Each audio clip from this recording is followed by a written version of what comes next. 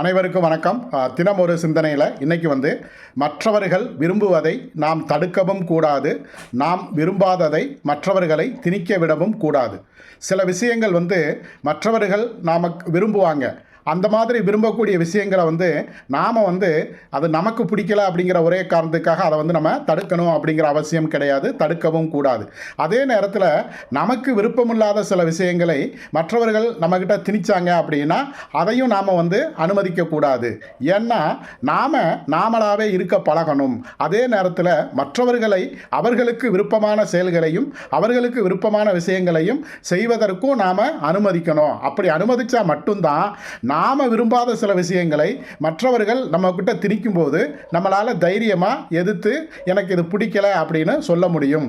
எது எப்படியோ எல்லா விஷயத்திலையும் நாமளாக இருந்தால் நமக்கும் நல்லது, மற்றவர்களுக்கும் நல்லது. நன்றி.